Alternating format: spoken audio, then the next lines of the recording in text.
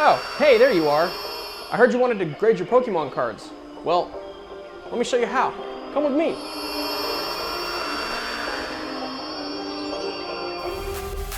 And here we are at BECKETT.com. I have already logged in, but if you haven't logged in, you're gonna go ahead and create an account. This is actually probably one of the better experiences. Beckett's come a long way in terms of their grading services. When I first started, I was doing everything by paper, which the paper is fine, but when you're trying to, make sure that it's clean and precise, doing it on the computer is pretty necessary. So you got a couple of options here. You can go to Take Me to Grading, or you can hit Submit at the top. We're gonna hit Submit.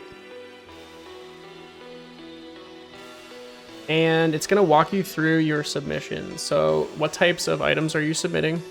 So we're going to do card grading. Obviously, you can do any of the ones that you're here looking for. We're going to hit OK. I'm going to give you the realm of submission that you'd like to pick. So in the past, for really high ticket expensive cards that I need a quick turnaround on, like when a set first releases or something like that, and I'm trying to flip a card, I'll do premium $250 per card, or express $150 per card to get it back within like 3 weeks. Now, even that's not a guarantee.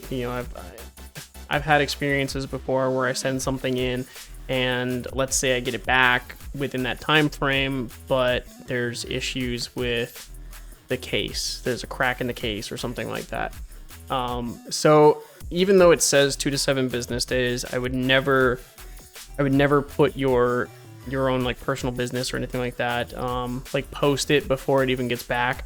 I wouldn't do any of that, just for the sake of like making sure that everything's good to go before you get it. So we're going to choose economy, $35 per card. It's going to give you subgrades, and you're looking at anywhere from a month to 2 months. It's really not that bad in comparison to what we've seen over the last couple of years. It's gotten a lot better. I pre-put in some of this stuff just for the purpose of kind of saving time. How many cards do you plan on submitting? 5. I don't normally submit a lot of cards. I usually kind of just pick a few that I'm like really feel confident about, and we'll go over some of the process of how I go over my cards for grading, to decide which ones I'm going to send in later on in the video. So none of these are autographed. I don't really typically deal with autographed cards. I do submit some oversized cards, so if you want to do that, it's an additional $8 per card. The value is not entirely there in terms of resale, but for your collecting purposes, it's a great value. And if you have any promo codes, you would enter them at this time. Total declared value, I put 5 cards, $100 a piece. That's pretty average for the types of submissions I would do at a $35 submission value. We'll go ahead and click OK. So this is where you're essentially going to start entering the information about your cards. So we've got, say, I'll just do Vivid, Voltage, Charizard, Promo. Okay, so we'll do that one. How would you like your card? Shipping rates are based on the number of cards. Okay. So the next day is $60 for them to come back, or you could do ground for $25, or express saver for $30. I'd probably do express saver, a little bit faster than ground. I think it's like 10 to 15 days. This is where my editor is going to have a lot of fun. Well, I'm not really putting in a real submission here, so we'll do like Mr. Donkachu Reed.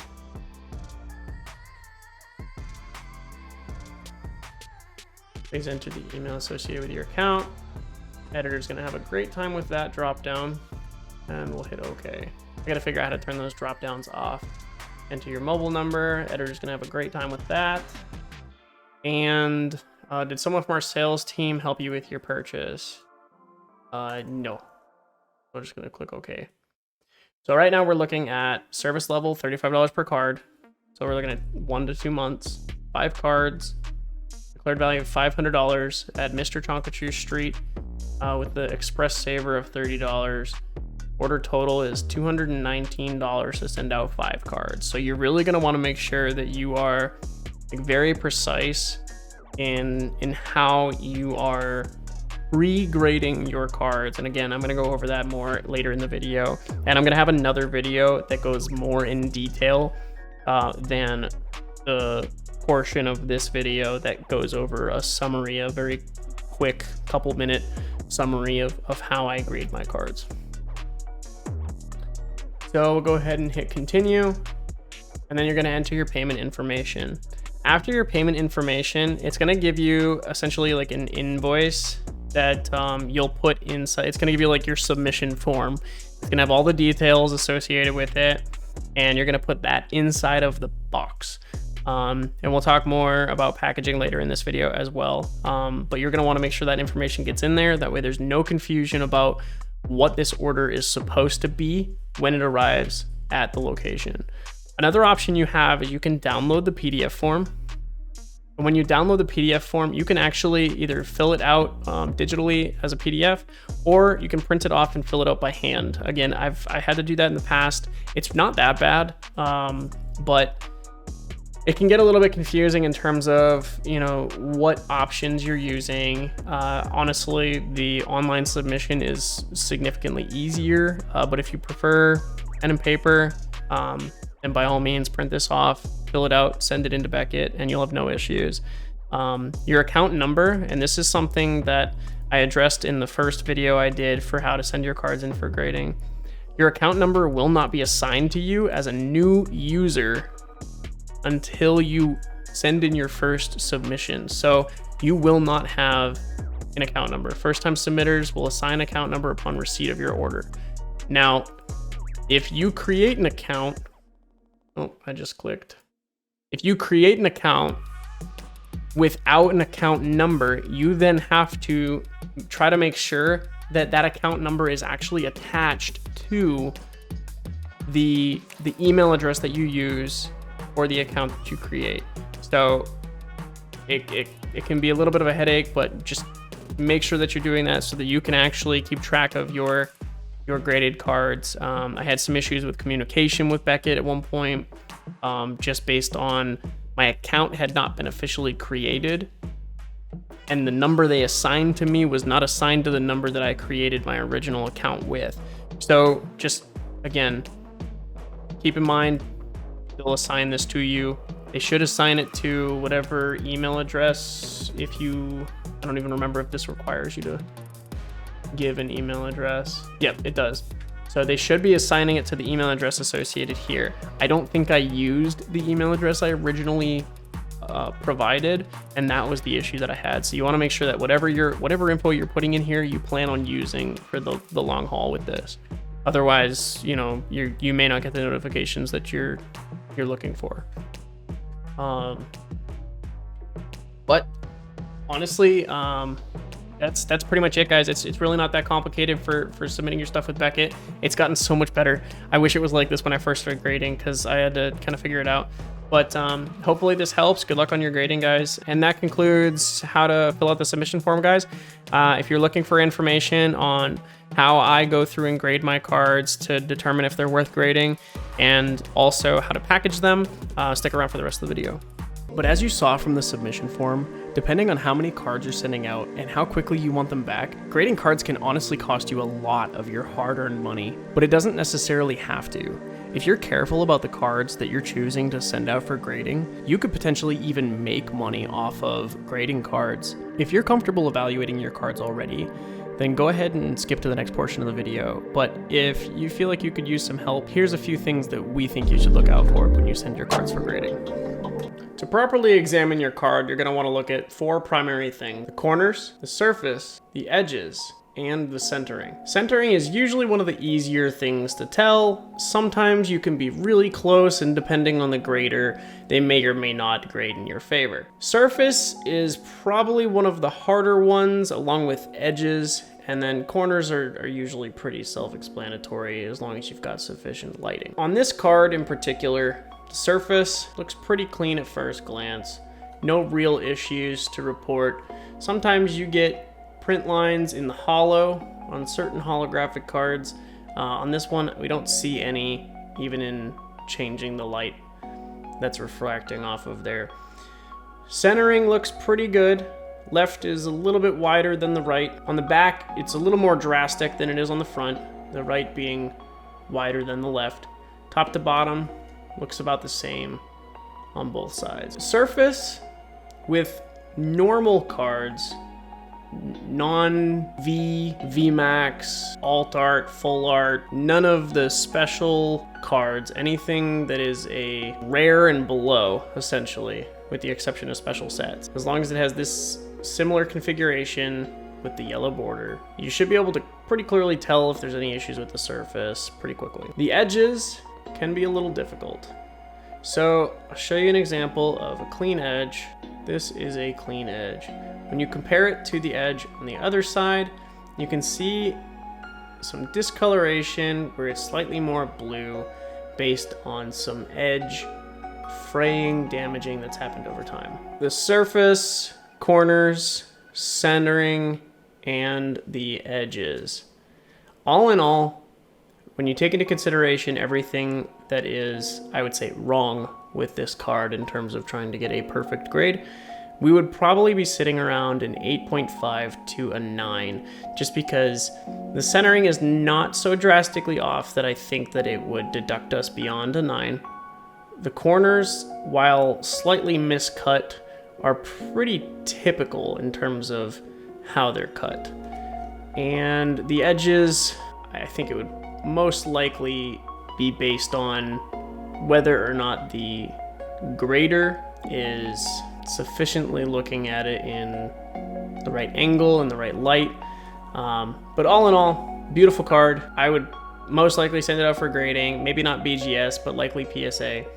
BGS is a little tougher than PSA in terms of grading. So I would send this out. If you have a card similar to this and you're looking to get 10s, I probably would not send it out for your sake, but for the sake of collecting and preserving an absolutely beautiful card, it's worth it. Hopefully that helps. When it comes to packaging your items, typically it's going to depend on how many items you're sending out at a time. If you're only sending between 1 and 5, you may be able to get away with just using the bubble mailers, where you can put your cards in top loaders, secure them with some type of cardboard on the outsides, or some type of like flat plastic to keep it from bending, send them off in the bubble mailer. In the event that you have more than that, or maybe your top loader is wider, or you'd prefer to just add some more bubble wrap, maybe some extra protective layers, a small box is the most ideal. Typically, you want to keep it as close to the size of the item that you're actually sending to reduce the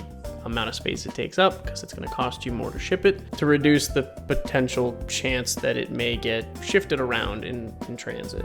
Once you send your product off, you'll obviously have your tracking information if you pay for a sufficient level of shipping for tracking. From there, once the product is received by the grading service, you should then get some form of update, either by email or phone call, depending on if there's any issues, that your item has been received, that they're working on it.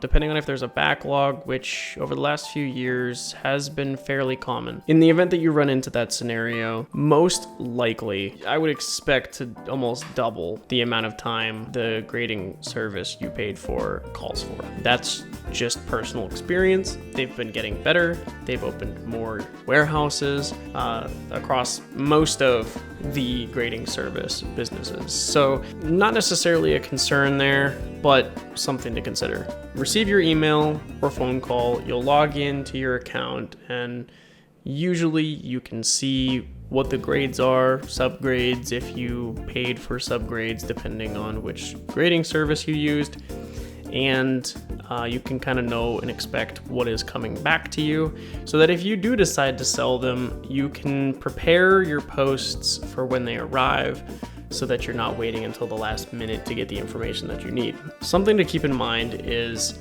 depending on the grading service and the shipping service that they use to send back to you, the possibility exists that if you are not home when the cards arrive to sign for the cards, that they may be held at the shipping service provider, UPS, USPS, FedEx, till the point where you're able to go pick them up. Massively inconvenient for those that work during the hours that they are open.